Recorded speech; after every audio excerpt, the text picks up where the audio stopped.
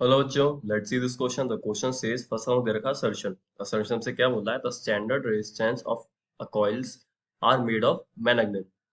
And reason हमसे क्या बोला है? रीजन बोला है for magnet the temperature coefficient of resistance is almost zero. तो सबसे पहले हम बात करेंगे की कॉन्सेप्ट की। यहाँ पे की कॉन्सेप्ट क्या हो जाएगा?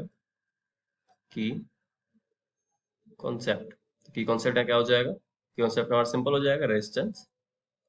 यहाँ पे रेजिस्टेंस के कॉन्सेप्ट यूज हो रहे हैं एंड टेम्परेचर।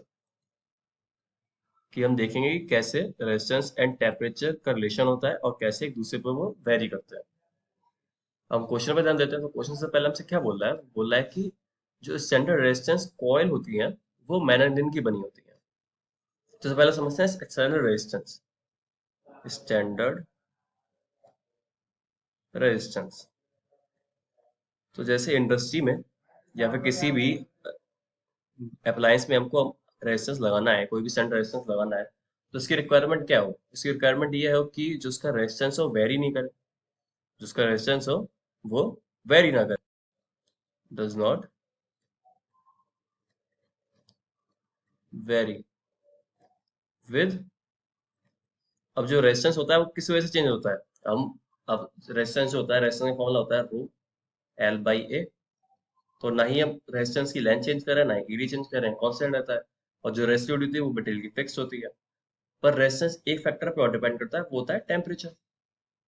जैसे हमने देखा है कि टेम्परेचर बढ़ाने पर रेजिस्टेंस बढ़ जाता है। हमने काफी केसेस में देखा है।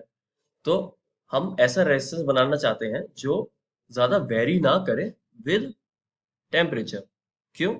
क्योंकि हमें देखा होगा इलेक्ट्रिकल सर्किट्स में टेम्परेचर तो वेरी करता रहता है, कभी बढ़ जाता है, कभी वो कम हो जाता है। तो हम नहीं चाहते कि टेम्परेचर बढ़े तो उससे हमारा रेजिस्टेंस की वैल्यू भी बढ़ जाए। तो स्टैंडर्ड रेजिस्टेंस हम इस तरीके से, तो उसकी रिक्वायरमेंट ये होती है। अब हम बात करते हैं मैग्नेट की। तो मैग्नेट क्या होता है? मैग्नेट का जो अल्फा होता है, मैग्नेट जो मटेरियल होता है उसका जो अल्फा होता है वो is very very small, very very small. या हम बोल सकते हैं दूसरी भाषा में कि ऑलमोस्ट जीरो होता है।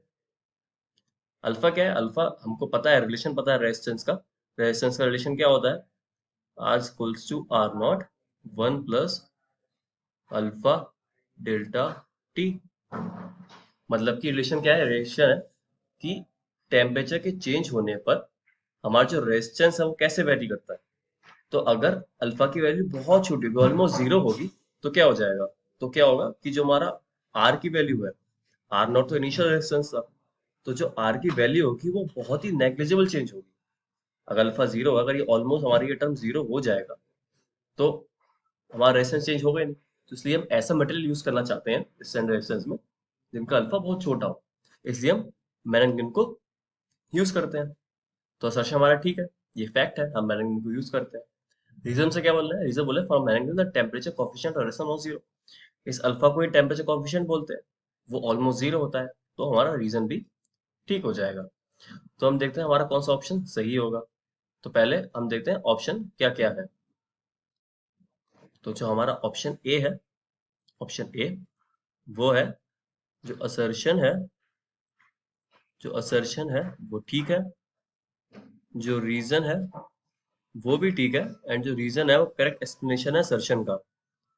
जो ऑप्शन बी है वो है, जो हमारा असर्शन है वो ठीक है, जो रीजन है वो भी ठीक है, बट जो रीजन है वो करेक्ट एक्सप्लेनेशन नहीं है असर्शन का। ऑप्शन सी हो जाएगा, जो हमारा असर्शन है वो सही है एंड जो हमारा रीजन है वो गलत है। ऑप्शन डी हो जाएगा, जो हमारा असर्शन है वो गलत है एंड जो हमारा रीजन है वो सही है। अब इस केस में क्या है? इस केस में हमारा असर्शन भी ठीक है, रीजन भी ठीक है, और रीजन जो एक्सप्लेनेशन दे रहा है कि जो मैग्नेटिन का टेम्परेचर कोफिशिएंट है विच इज कॉल्ड अल्फा, वो जीरो है। तो उसी की वजह से वो टेम्प रेजिस्टेंस का वेरी नहीं करेगा, इसलिए हम उसको यूज करते हैं। तो रीजन से एक्सप्लेनेशन दे रहा है, तो हमारा ऑप्शन ए सही हो जाएगा। So the correct answer is option A. I hope you all understand. All the best.